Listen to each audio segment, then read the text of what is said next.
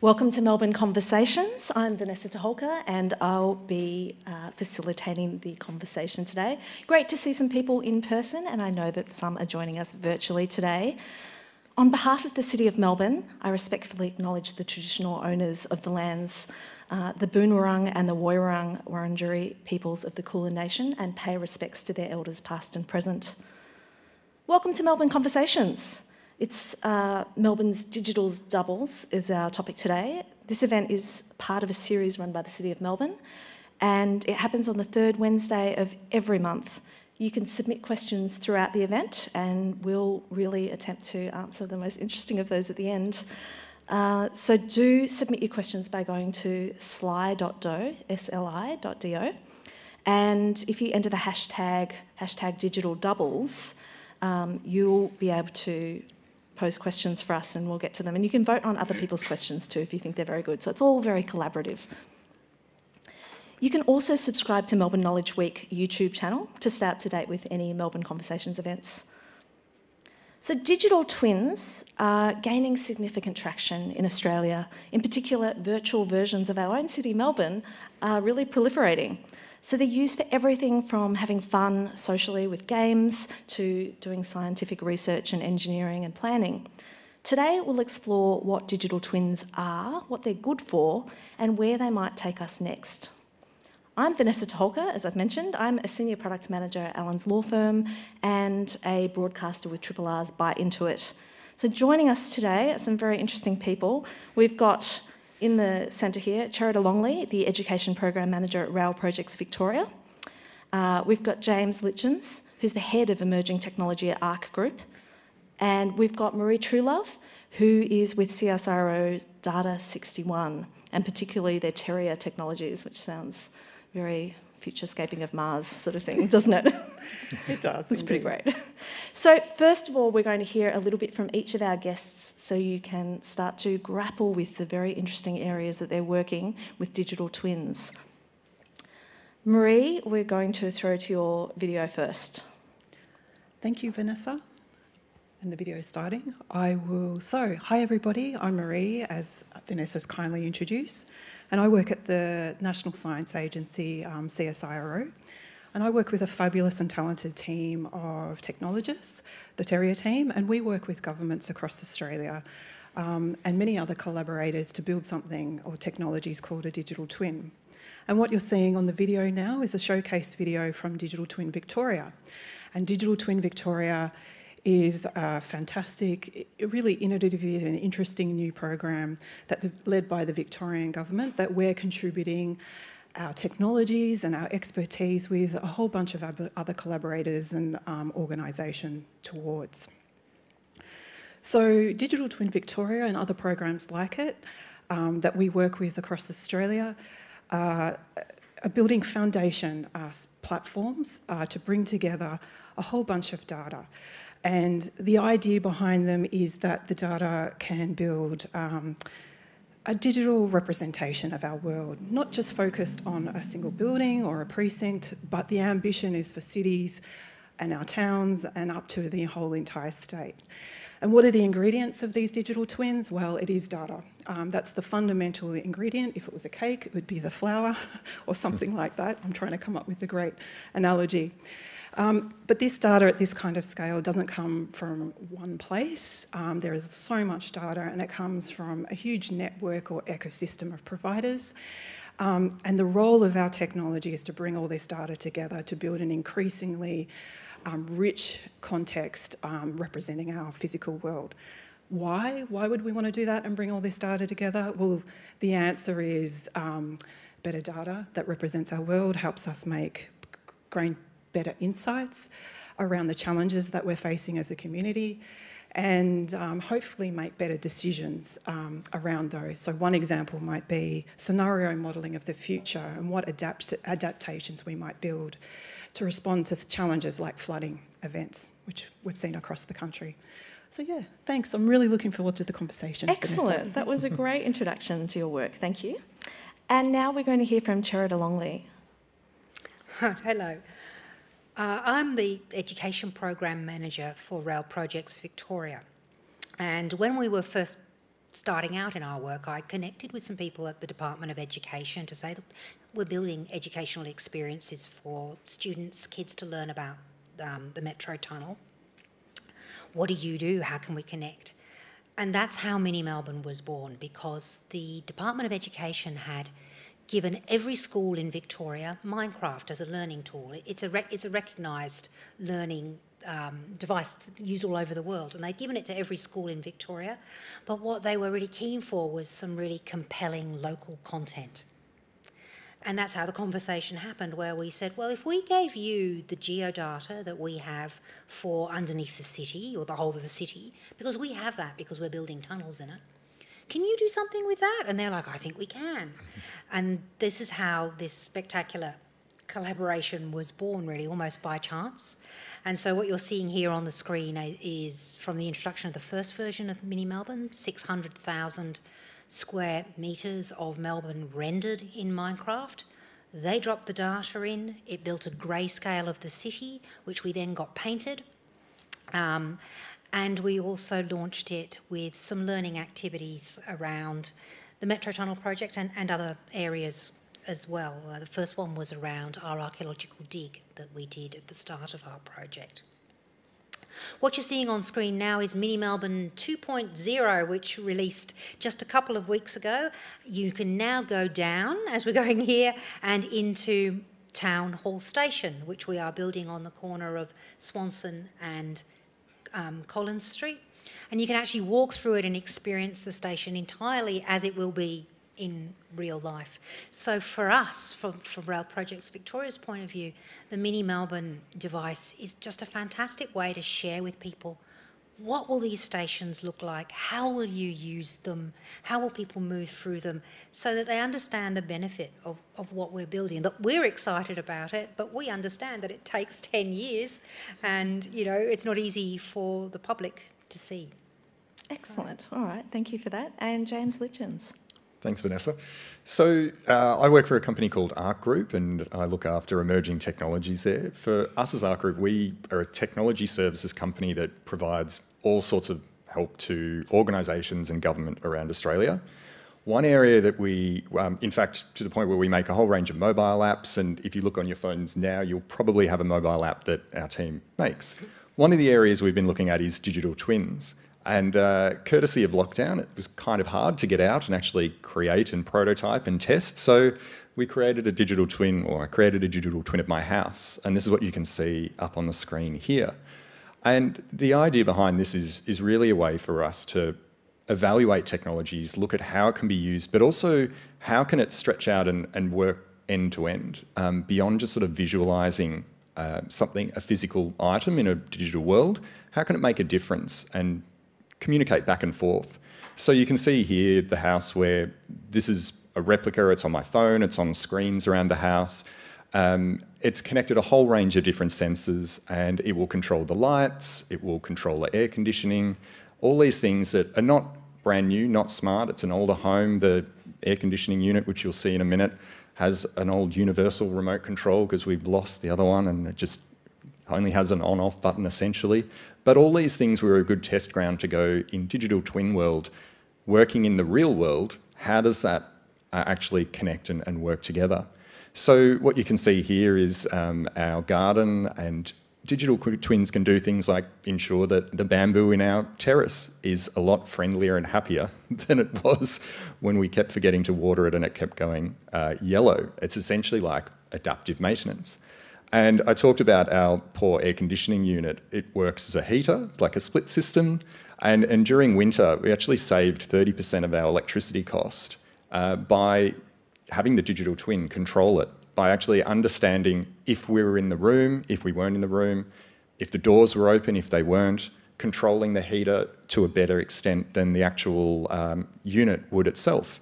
And so that's a version of energy optimization. But also it was what we call like extending asset lifespans, where with with air conditioners, for example, when you run them, it's not good to turn them on and off very quickly. The compressor inside needs to run for about 15 minutes. So the digital twin takes that into account, and it will keep it on and keep it running And then over time, start to look at the weather, and all these sorts of things can come into play. And at the core, this is sort of what digital twin is, where it's, to your point before, bringing all this information in and making decisions and recommendations or automatic actions. Excellent. Well, I hope that those videos have helped our audience understand a little bit more about where all of you are playing, all the way from all over Melbourne to very personal, bringing it home for us, James. Thank you. Let's unpack a little bit more what a digital twin is and where it might extend beyond the examples of what we've seen here. Who would like to have a stab at that one? I'm happy to start. Great, Vanessa. thank you. So for me, I've had this conversation so many times, even with my mum and dad. Yeah. What is a digital twin anyway? And I like to start with just that high-level concept. Two things. So a digital twin is a digital representation of something in the world, the physical world. It can be a process, an object, or a whole city, for example. And the other really important concept, the second concept to remember, is that it's connected. So it's not just a virtual representation. The goal state for digital twin is connected, and it drives insights, and as James kind of alluded to, there's an automation component that comes into the space. So for me, a digital twin can be of almost anything. So at CSIRO, for example, it can be of crops, it can be of a grain of wheat, it can be of a water catchment. We've given all these sort of built environment examples, but it's also of the natural world. So yeah, that's where I like to start. I think we're seeing a lot of nodding and consensus here. That's good. Yep. And where did we start to see digital twins emerge? Where did they come from and sort of, yeah? Well, mini Melbourne, firstly. Yeah. There's certainly just the spatial, what we call spatial digital twins. So the smart city digital twin Victoria, digital twin New South Wales.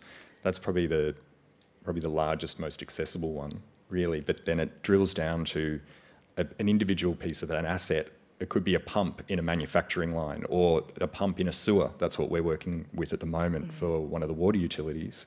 But then that can stretch out to a whole network. So Australia Post, with their delivery network, working out the best way to get that parcel to your house is absolutely the sort of thing that digital twins play in. Yeah, and the concept has been around, you know, I think I've even heard people refer to the NASA program was the first ones who coined it as a terminology in itself. So it definitely started at that kind of manufacturing object kind of scale. And I think we're just getting the technology and the data and the way we can bring it all together to build these larger scale digital twins is coming or emerging now. It makes a lot of sense because in all fields we're hearing about the transformational power of the volumes of data that we can go through now, and I think with some of your examples we're seeing the massive complexity, but then also in the home it's new to us to think about how much data we're generating within our own homes, and then to actually apply that is still a relatively new trend. I wonder what you think some of the strongest use cases for digital twins are right now. I think from an educational perspective, what I find fantastic about digital twins is they're just inherently engaging. You know, they bring out the play in you, they bring out the innovation in you, the experiment. You see it with something like Mini Melbourne. You can manipulate a digital twin and you can try things out with it. And get to answers that in real time with the real thing would take months and months and months. So I really like the way that they invite us to engage and to experiment. Yeah, and I would pick up that it's what I love in the work that we do is we're bringing access to huge volumes of data about everybody's world and our communities, and we're bringing it to a really accessible interface. So a web application that anybody can go to and start to interact with this kind of data and explore their communities and where they live in a different way. So I think they're the first use cases that bring real value. But then obviously the optimisation cases, which you touched on, was probably where it could be heading as well.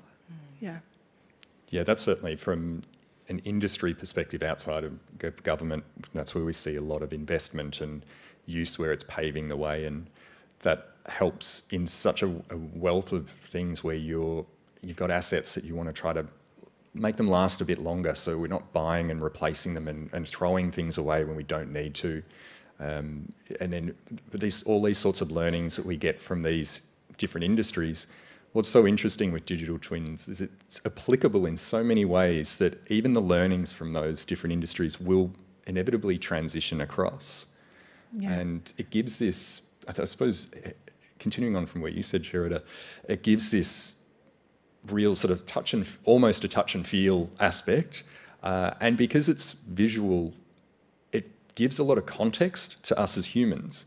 You can see all this data, all this stuff going on, but because you're not just seeing charts or numbers or things in a graph, you can actually understand that, oh, this relates to that, or this thing's glowing red hot because, well, probably the temperature's really high and there's an alarm going off. Well, that's probably because of this other thing. Or like at the moment with flooding and flood predictions, you can start to actually see what will happen or what might happen if we change things. I wanted to flip to our user side and think about, you all might be on the building side, the people who are creating these sort of amazing models. Cherida, particularly, you've got such an interesting, diverse user base with Minecraft Mini Melbourne. What do you see, and what has maybe surprised or delighted you about how people start to understand what you've done and then start to interact with it or collaborate? I think one of the most interesting things was to see the way that the introduction of Mini Melbourne really fired up teachers using Minecraft in schools, where they kept data on how many student users there are every month, and from the minute it was released, it immediately had an impact where teachers were like, oh, this is a marvellous resource that's about our own city that I can put our kids into. They can look around, they can do the archaeology adventure, but they can also do all sorts of other things in the space as well. So many schools have been very creative with creating building projects for their students using Mini Melbourne. I've seen one school where kids have put a roller coaster along the docklands and the big dip goes from the top of the Eureka Tower. That's your first drop. Brilliant. And then it built it all the way along. I don't think particularly practical in real life, but it really gets people engaging with the city and what would you build, and gets them to see themselves as perhaps potential engineers and scientists in the future. So. That opens up a whole new... So one of the benefits of digital twin is being able to test change without impact. But that opens up a whole new world to allowing Melburnians to be the ones to design and create the next part of Melbourne. And you can kind of see if... Will a roller coaster work from the top of Eureka Tower going down? Well, maybe it needs to be one just slightly smaller. Just slightly smaller. Kids will be very clear about what they want to see in the city, and they'll inevitably build some kind of an entertainment system for themselves in there too. Fantastic. I love to hear that. So James, you've got a really different sorts of use cases. I wonder, for other people who live in your home, how did they take this project and respond to it, and what did they think of it? Aside from our house now being on the internet and being seen everywhere, my lovely wife wasn't too happy about that. But it was actually really interesting because, to your point around the user experience and all that had to be the core of it. In order for this to work, it can't be technology driven and, oh, no, the lights didn't turn on again, or the house thinks we're not home, so it'll make it freeze in winter. It actually had to really consider what usability would be like. So, and it's absolutely a core part of this. And I think the reality is with digital twins are bringing together so many things at once with huge data sets, huge areas of data, the insights behind them, working out could or should it actually make a change, even if it thinks it's right, and then how people engage and use that information. It's the same thing as if you're at work when you're doing your job versus someone else at work doing their job. You've got different needs and different wants. So at the moment, for us at home, we've got, you kind of saw on the screen, a couple of different ways you can interact and use it.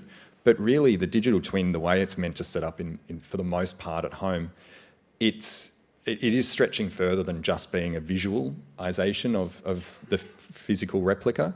It is designed to go and make decisions on our behalf. So we actually don't interact with it as much as you might think.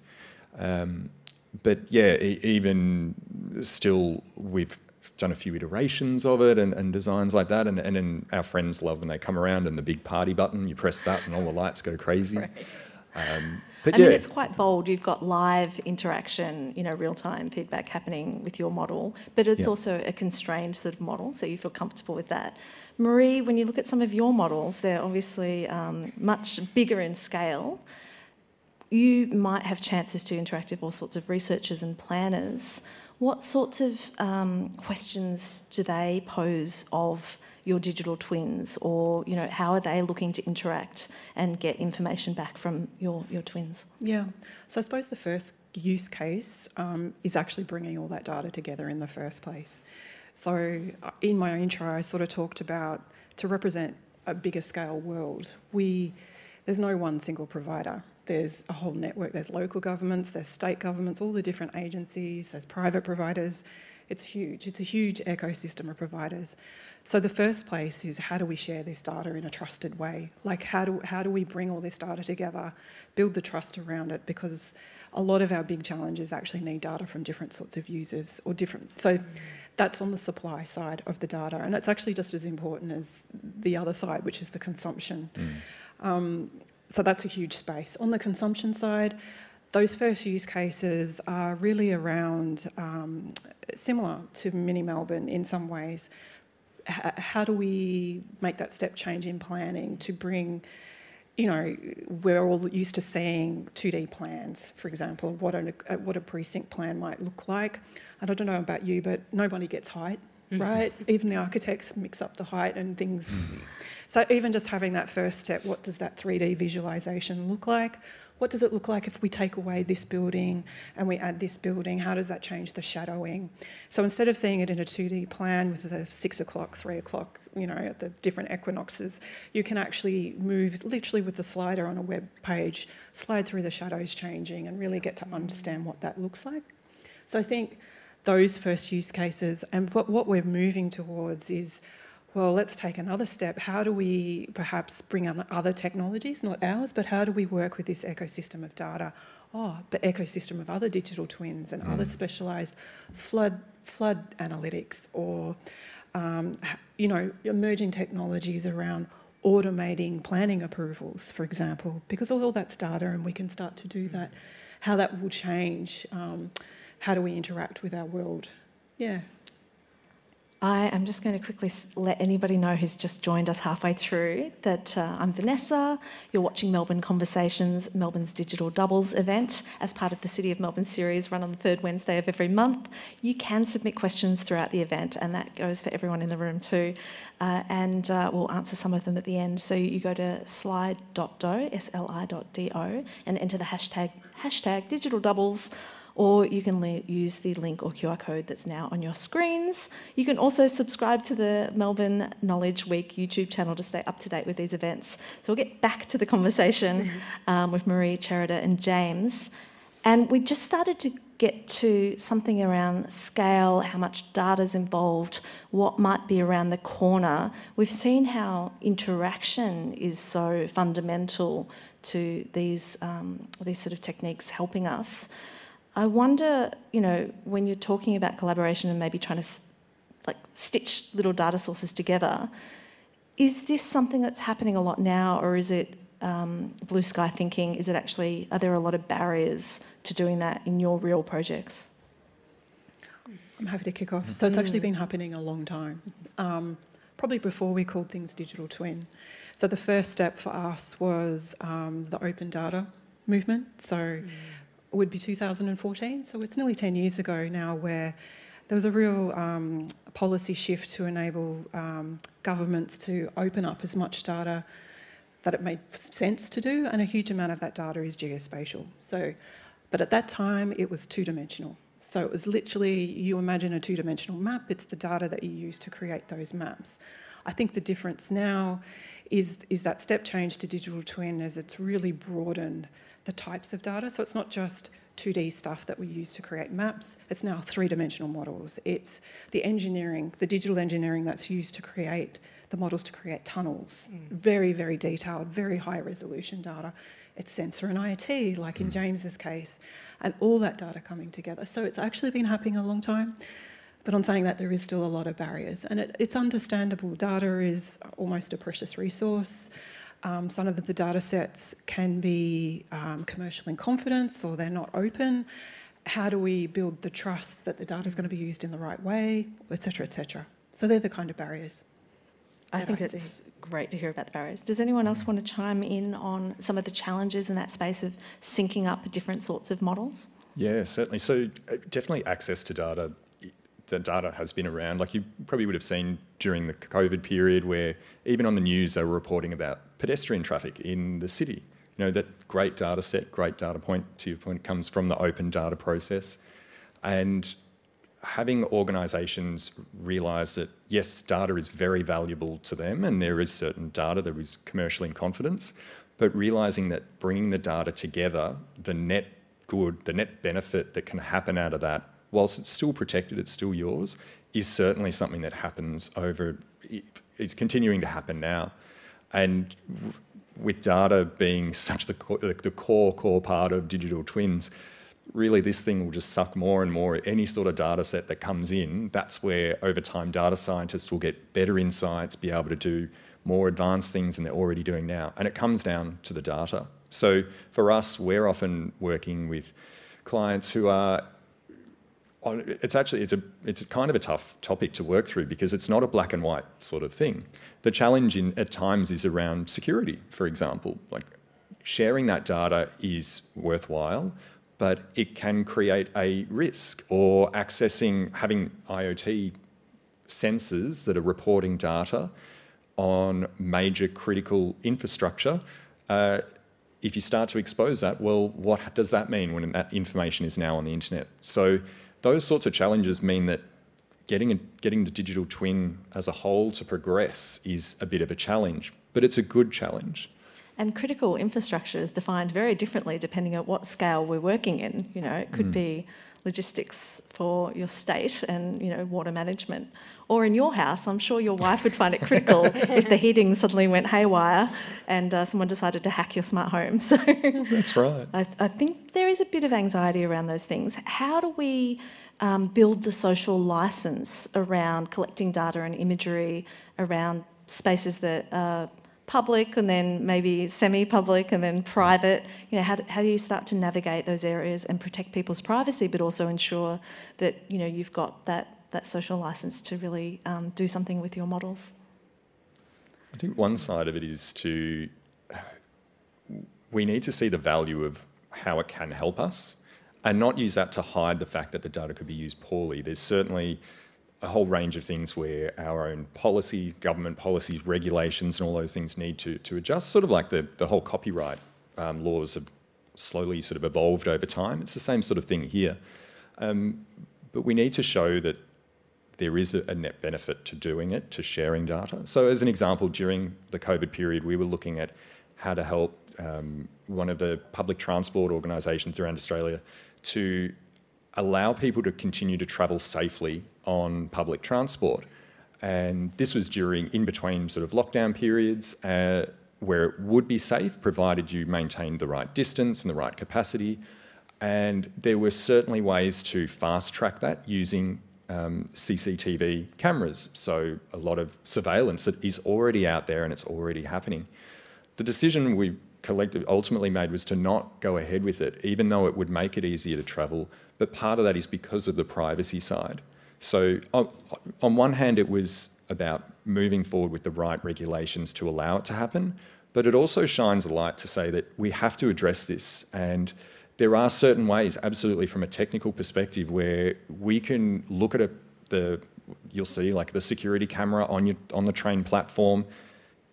We can very easily analyse how many people are there, how spaced out they're there. We can do it in a way that we have no idea who is who, no tracking or anything like that. Do it in a closed system. But that's where it becomes, this is that grey area of going, well, should we be allowed just to see the footage or not see the footage? And that's a little bit where, from a data sharing perspective, one of the challenges is it's a bit black and white of should you or shouldn't you. But the reality is there's a continuum there where you can choose what level you use it. Yeah, I would totally agree. So the first question is, we can do it, but should we do it? So that's kind of the summary of what I think you were referring to, James.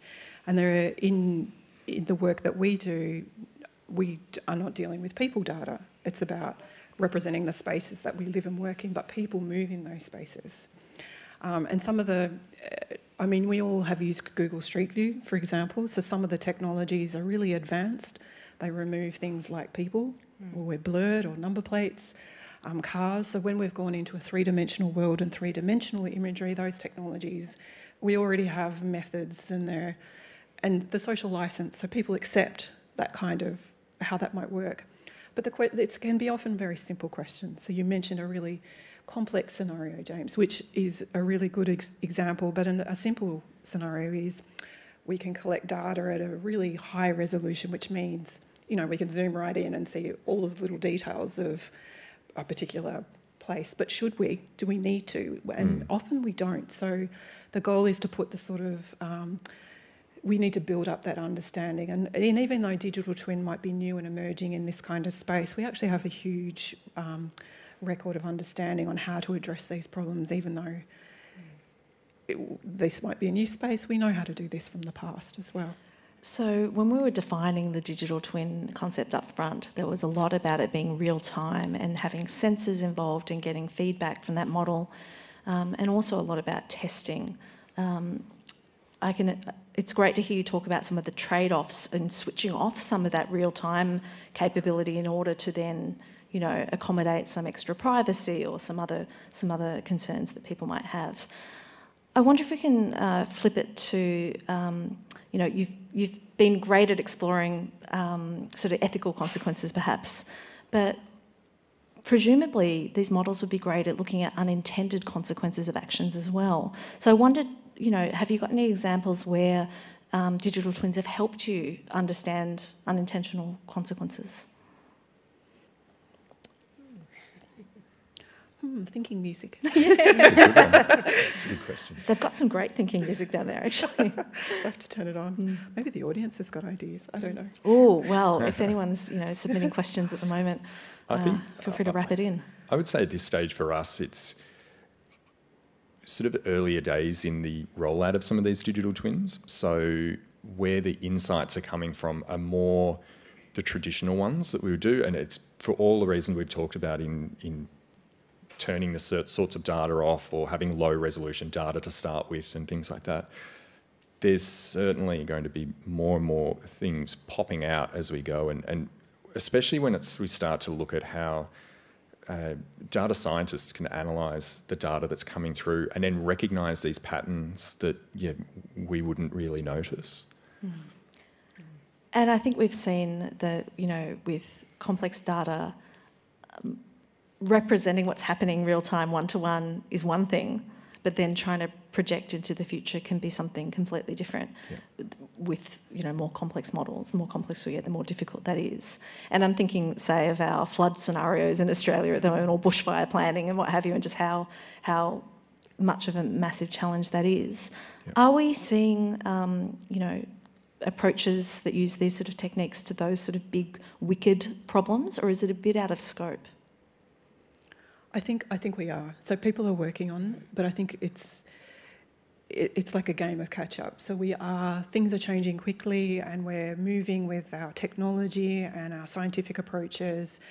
And I think we're re-exploring these big wicked challenges with new approaches that helps us understand them at a much deeper level, and perhaps in ways that we hadn't seen before. So that is definitely happening. I just can't think of the great example to give you. And so if I talk to some of our researchers within CSIRO, there's this big move. So we use physical modelling for flooding, for example, what the terrain looks like, water flows down, that kind of really, and I'm not a flood, you can obviously tell, Marie, not a flood modeller. But how do we combine these physical approaches, which are more traditional approaches, with new machine learning approaches and new AI approaches that can bring new insights, perhaps not so for the same problems, but for other problems around it. So collectively, we get a better insight or a better understanding of our world. It's very good to know. It's nice to hear a bit of Yeah. potential solutioning in those difficult spaces.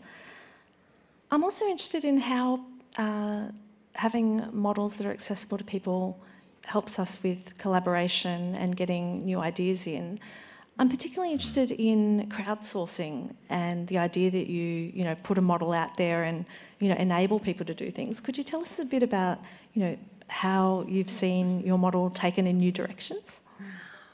Well, we certainly shared our maps with some people who are in this sort of Minecraft and train space, and immediately the wonderful person on YouTube put a train in our station, which we hadn't managed to do, and made the platform screen doors melt so that it looked like they were opening and shutting. So people can be very creative once you've made something to put something into the world. But the one we're really actually excited about is the Department of Education is actually running a competition this term for students to do station ideation, which is the classroom activity that sits within the new mini Melbourne Town Hall station. So students they go on a tour through the station, they see some examples from around the world of innovative design. They are introduced to 6 different spaces in the station which they can make their own and build in. And then they meet a bunch of passengers up on Swanson Street who are all doing different things and have different needs from the station. So there's somebody who's you know, rushing to work, and another person who's a tourist, and another person who's going to the tennis. And then the students are asked, okay, what are you going to build within the station to serve these passengers? Choose one of the 6 spaces and build something. And you need to create a justification for your building, who you're serving, what it's going to do. So I'm very much looking forward to seeing what students come up with in those spaces. It's a, you know, really well structured learning activity, and it builds very much on design thinking, which of course is what we want people working in this space to become experts at. If they're going to be engineers, they need to work through an iteration process about thinking about their user, what problem they have, how can I address that problem, how can I test my model. So out in school land at the moment, there's a whole bunch of teams starting work on... Is it just for school kids? Well, it is just for school kids. I'm terribly sorry. But I don't think that will stop other people building things within our Minecraft world, because whilst it's released in Minecraft Education Edition for school kids to use and has this wonderfully designed educational resource in there, you can also download the Java or the Bedrock Edition and go looking for yourself and build anything you like yourself. So in the mini Melbourne world, we actually have the inside of St Paul's Cathedral is rendered, and Splendor Street too. But I'd love it if somebody went in and did Royal Arcade for us, or, you know, the block for us, because I've actually been in myself, and I've dropped through the roof, and the shape of the internals of the buildings is also there. Wow. Not in complete detail, but the shape is there, so you definitely could render it. Go for it and send it to me, please. So the chocolate shop isn't there, though? No, the chocolate shop isn't there, but yeah, definitely the kids will put that in there. That's incredible. Just, if you don't mind, to hear that from in school that we're teaching design thinking and focused on user-centered design, where it's not just a competition. I love that it's not just what would you like in there, understand the people and how they use it, what will they need in there, what will suit them. That's incredible. Like, for us in industry, we are training people around this all the time, and we're helping to retrain people from other industries in how that works. And that's no different to how we make mobile apps for people around Australia. So if school kids are doing that... Yeah, it's part of the curriculum. Amazing. It's actually in the curriculum that they will explore these themes. And so creating relevant, really close contextualised activities for them to do that in is just, you know, it's just brilliant, I think, anyway. And for our project, the reason we're in the education space is one of the biggest challenges for all of the infrastructure projects across Victoria at the moment is lack of skilled workers. We're a small country, we've not done much in the infrastructure space for a long time. Suddenly we're finding we've not got the skills out there. We're having to import them. Yep. And the truth of the matter is, it's all over the world people are doing these projects, so even trying to get them in is not as easy as it used to be. So we need some homegrown young engineers, Yes. and the way to get them fired up about these things is through something like Minecraft, where they can see a connection to, I like doing this. This is engineering, sure is. Yeah. I love the idea too that we're talking about skills in an area that's traditionally considered science, technology, engineering, maths, the STEM space, and yet immediately we're getting to empathy, collaboration, community-minded design, all of these things that lean on maybe other skill sets that kids are building. Yeah. There's so much potential. Engineers have always needed those skills. I just don't think we've sold that that's what engineering is. It's this wonderful creative problem solving, as you know, and that's how you get a broader range of kids in. Girls as well, as boys. That's the other way, is that, when you create these learning activities for students that draw on their STEM skills, but also talk about, we're doing something for people here. Yes. That's when kids switch on and go, this is something I'm really interested in. So. Brilliant. In a couple of minutes, we'll be opening to questions, but before we get there, I'm wondering, we've explored what kids do when you give them a mini model of our city. They build a giant roller coaster that might be a bit improbable. Fantastic. I think there's going to be lots of roller coasters inside Town Hall Station in this competition, but they won't win. So anyone who's out there listening and who's doing the competition, I want to see things that really are going to work for our passengers within Splash the space. Mountain, excellent. Yep. But I do wonder if there's other sorts of regular user sort of archetypes that you might see pop up in your spaces that also have problems that they're really desperate to solve, and that you see people trying to get at time and again. Because I think it might tell us a bit about where we're finding utility in these models.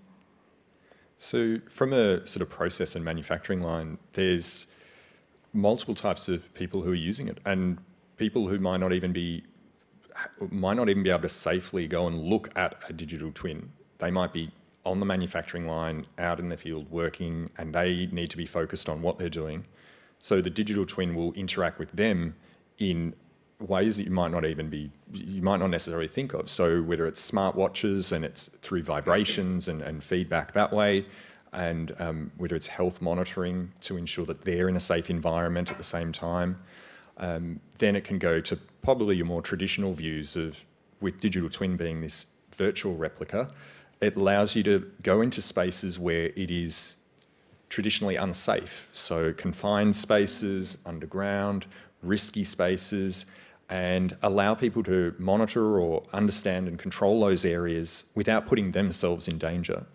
And then all of a sudden you can do that from thousands of kilometres away and be able to look after a range of places. You mentioned before about twins of twins, and starting to you might have a digital twin of a manufacturing area or an underground component, and you've got 100 of those. And then you're now looking at those across all of Australia, and then you kind of zoom into each one and work within each one as you need it. The biggest archetype in the applications that we build, for sure, so our standard is a data seeker. So somebody who might not necessarily have the specialist applications that are used to author the tools or develop the data itself, but they need access to the data to make a decision. Like, it's as simple as that. So creating a web application to enable them to get access to the data that they've never had access to before is pretty much our archetype, and continues to be so, and has been for many, many years. That's great. And I've got to say, when you were describing modelling the light passing through a city and the shadows and what have you, I mean, everyone in Melbourne's obsessed with where you live and how you choose the place that you're going to move into. And I wish, you wish you had that. Yes. Yeah. It's just like you're trying to imagine, how's the light going to come into this study? Is it going to be okay? Yeah. Or what will that building, how will it affect me? Definitely.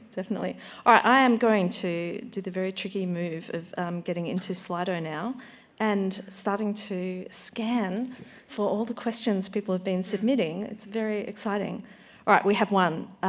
With the data being collected for DTV, how will this information be made available for reuse by others, for example, in architecture and engineering, to test their designs? Yeah, great question. So firstly, DTV hasn't been publicly released. The plan is very, very soon. And I provided, maybe you can click a link and get to see what's happening in New South Wales. So the goal is to get to that state sometime this year. So basically you'll go to the website. There'll be a whole range of 3D data that's available as open data. So buildings, the plan is to have lots of buildings for most of Melbourne. It's something we call level of detail 2, so, or level of detail 1, which is the box. It won't be the full rich model down to the, you know, the light fittings and all that sort of stuff that you might get in what we call a building information model, but that basic construct and 3D imagery, all these kinds of data sets. So that will be the first step, and it's coming soon. Excellent. Well, it's great to hear a question like that people are looking to get involved. So thank you for that question, Anonymous.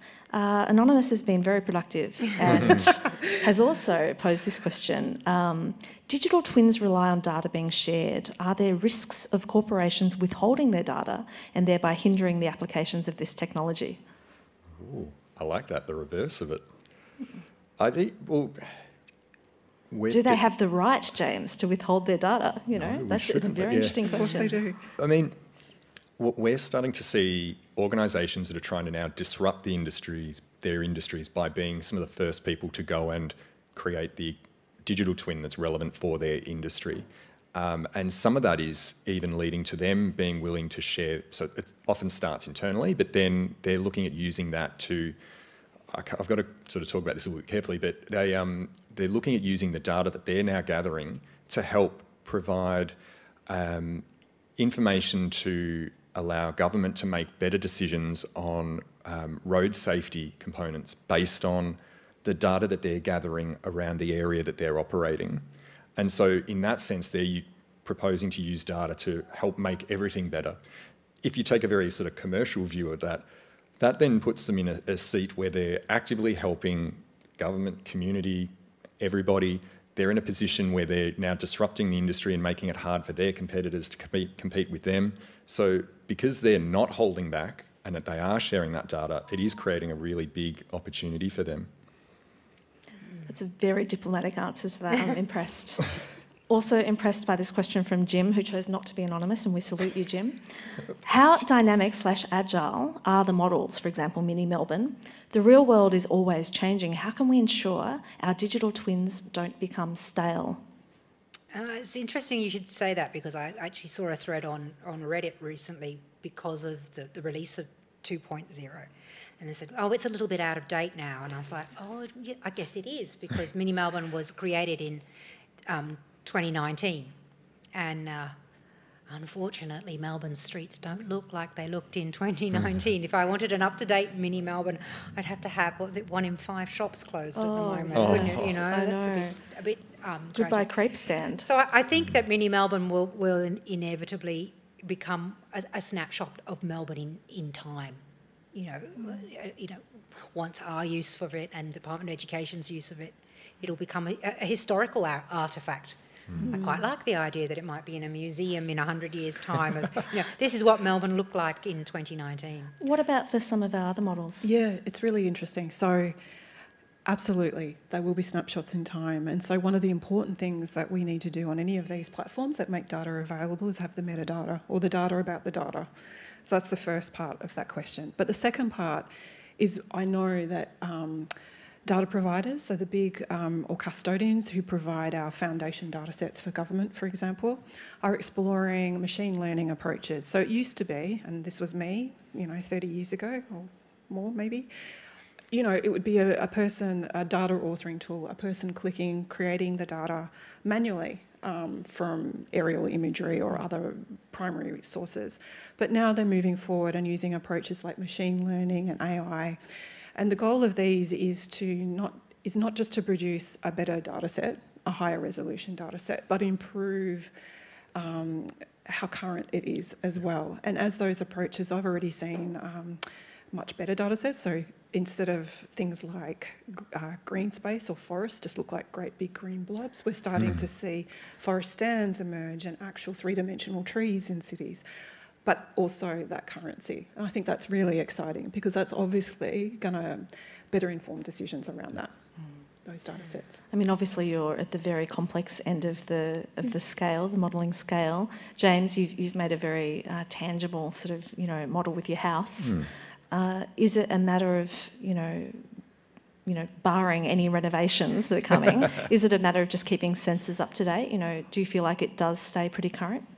I mean, it certainly poses another question: when does the interior design fit in the physical space and on the 3D picture? Yeah, look, absolutely. It's keeping things up to date is one of the components and the challenges. But I think more than just from within my house, this is where collaboration is going to become key. Because if it becomes one party, there's an element of quality of data, but then also provision of data. Having more and more suppliers of data and collaborate to keep that data up to date, that's what will help continue to bring these things, to keep them more current over time. So we can take snapshots, but they can get more accurate. And I think the collaboration of data could come from some interesting sources. So, for example, there's a video game called Flight Simulator, and I love going on holidays and clearly wasn't able to, so decided to start flying and see lovely Cinque Terre in Italy and some places like that during COVID. And it's amazing how more advanced video games are getting these days, but even to the point where video games could start to drive some of this, whether it's the data behind or even the visualization and the interaction behind it. So now when you fly through areas in Flight Simulator, it's actual real representations of cities, and even to the point where weather patterns are now being imported live. So if you're flying in New York and it's currently raining or snowing, etc., that's exactly what it will look like and what it will feel like. So these sorts of large-scale shared data sets where it gets used by everyone. It's the same thing as when we were going from A to B with Google Maps, for example. Back in the day, it'd tell you how to get there. Then over time, it started to get a bit of traffic, historically. Now it's got real live traffic. Now all this, the more data and the more we all contribute, the more it will happen. Thank you for that. So I'm going to get you to turn your minds to diversity and inclusion, because I've had a question from another anonymous person. Digital doubles are reliant on data. How can we ensure that marginalised communities, for whom we often don't track data, aren't further excluded or marginalised? It's a really good question. I think is included in the process. I think it comes down to that. It's as simple as that. I'm thinking about one particular data set, which is a foundational data set from a spatial perspective, is place names.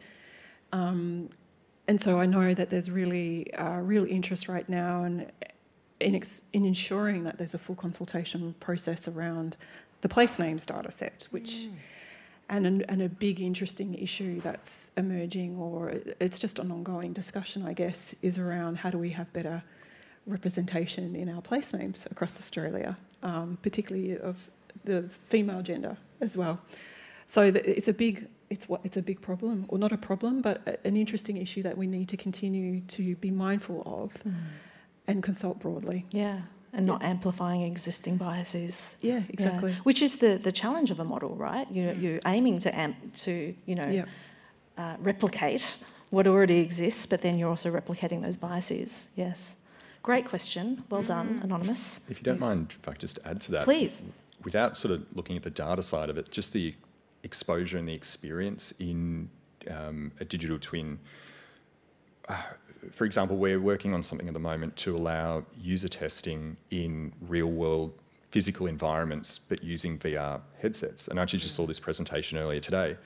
And part of it, as you go into that world, you set your height, your ability to, your perspective, your ability to see, all these other elements. So what it can mean is it can allow you to put a better light on accessibility, different, what it's like to experience an environment as a different sort of person or a different person in that environment. So even without looking at sort of the data side of it, there is ways to, if we take the most advantage out of digital twins, we can take that level of user experience, user design in the physical space to a whole nother level. Great. And I think also in digital learning, it gives you another set of tools to reach the students in your classroom, who will be a very varied bunch. So we don't all learn the same way, and we don't all just get taught in the same way either. You know, there's the ability to capture kids' attention and engage them with a broad range of resources, including digital ones. Right? So I think anything that broadens the toolkit that we bring to the classroom is a positive. Yeah, that's fantastic. Very good. All right, I'm going to move to some rapid fire question answering just because we've got a limited amount of time and these people have really gone to a good effort to put some questions in. Very specific one. I'm going to guess that this is Ian. The Welsh names challenge me. Could there be a request for as-built models and GIS data from projects like North East Link, Airport Rail, LXRA, SRL to be brought into the DTV model? I think in the future. Great. I can't answer specifically, That's but fine. I think that is the goal. We're doing it rapid fire, so this is the perfect time for that. Okay, great. We also have from Deb, it could be useful to have an ethicist and philosopher on the planning teams. Deb, we appreciate that. We'll take it as a comment, not a question, but we hear you, and I think sure. there's a fair bit of consensus that, yeah, why not? That sounds great. The more diversity in our development teams, the better. All right. Minecraft gives an example of how twin data can be repurposed. How should this be licensed, and where do you see the value being created in this process? Well, we produced the Mini Melbourne resource entirely for free because we want it out there. You know, we want people to be able to see how our station works, you know, explore it, understand the benefit of it. So we know it's not licensed in any way in terms, it's available on the Minecraft platform. Great. All right. We're going to squeeze in one last one. It's ambitious, but I'm going to ask you to be snappy answering it. What's the potential for automation around digital twins? Sort of like Google Earth and satellites? Oh, I love the visionary thinking. All right. Yes. Quick gut Yes. feeling. Yes. Absolutely. Yes. It's already happening. Absolutely. I think it's the next extension of digital twin. So once you're visualising it, how do you get insights out of it, and then how do you do things with it? Great. And you're regularly accessing satellite data? I imagine you might be. You can. Everybody can. I can. There's a whole bunch of open data on platforms like National Map.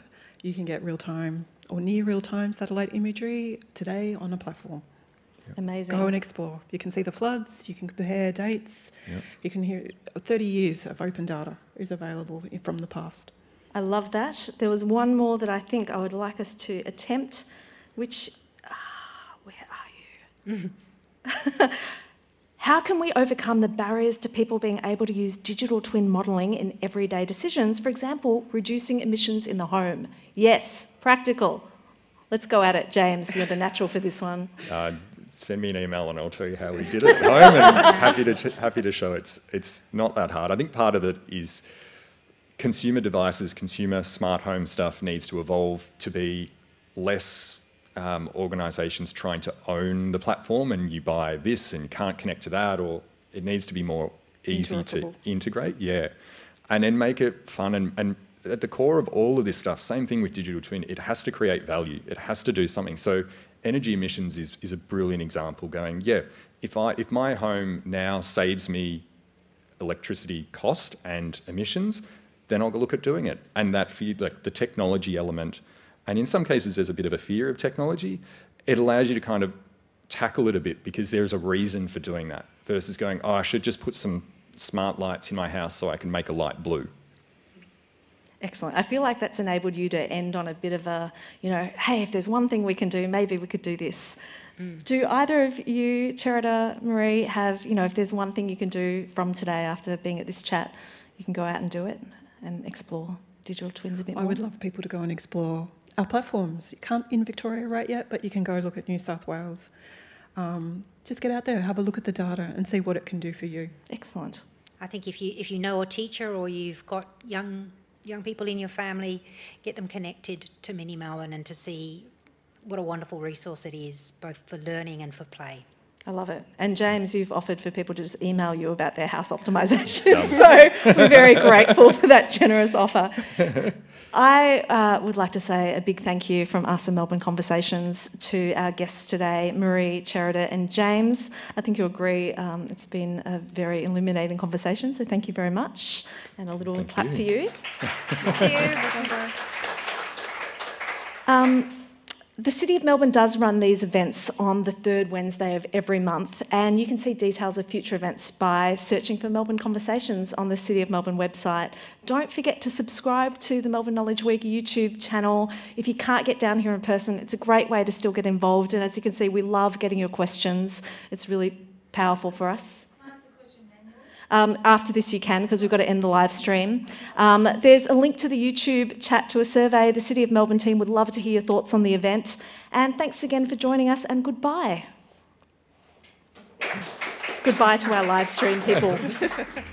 I imagine they switch off pretty fast. We can squeeze in that one last question for this special person who came in person.